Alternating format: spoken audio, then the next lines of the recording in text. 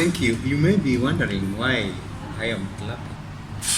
I am giving a hand clap for the good job that His Excellency, the President of the Republic of Kenya, Uhuru Muigai Kenyatta, good job that our able Minister, Mutahi Kagwe, a good job that our good Dr.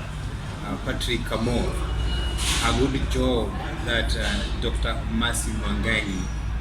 Oh, I could not go without mentioning Rashid Abdi. Thank you. You've done a good job. Why am I saying so?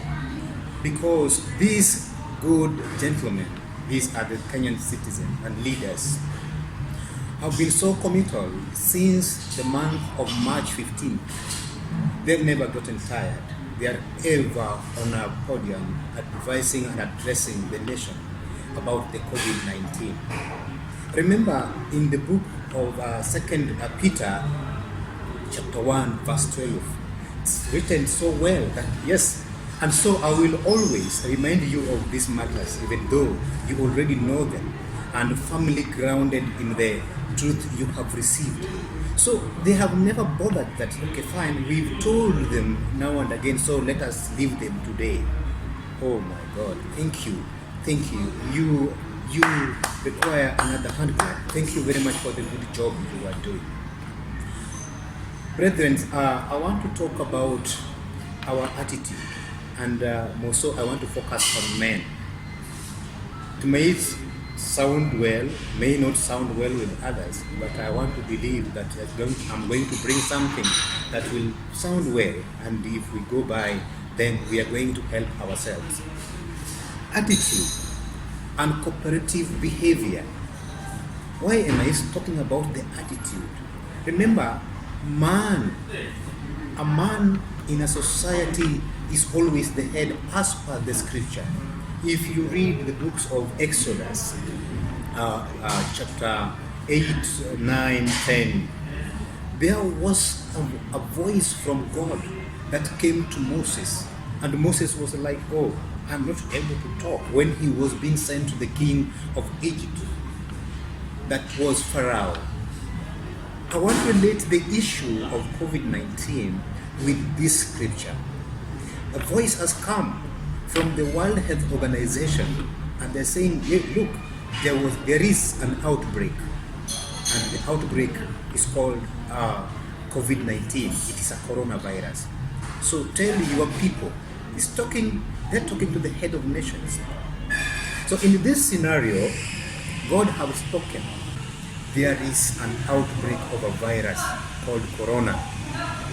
And yes, He's talking to us, but to my surprise to date is that we want to Pharaohtize the issue that is being brought to us about the COVID-19. Why am I saying that we want to Pharaohtize? We want to Pharaohtize the COVID-19 because of the cases that are upcoming. Remember, back then, His Excellency thought that, okay, fine, if I bring the lockdown, we are going to manage it. Oh, if I bring the curfew, we are going to manage it. But this has never happened.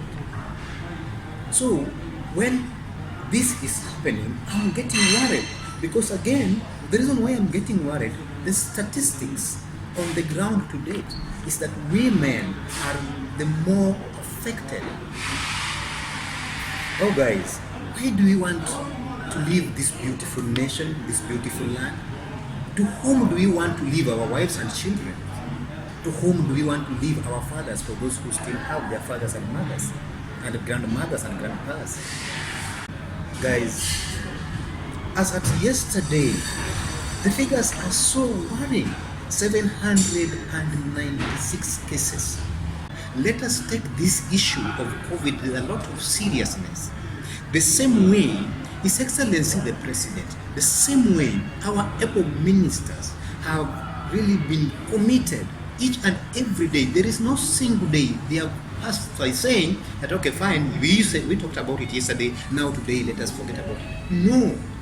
Each and every day we are getting updates And the same way, the same spirit they have is the similar spirit that we need also to embrace.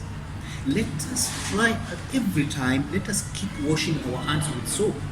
Let us sanitize. Let us have our mask every time. Why am I so concerned about men? Men, in the older days, widows were people that were being recognized by the society. But today, widows are really finding it rough and tough once a man has died. I'm telling you, our children, the moment you are gone to the grave, your children are going to remain as orphans. Your wife is going to remain a widow, and the trouble is going to start from there henceforth.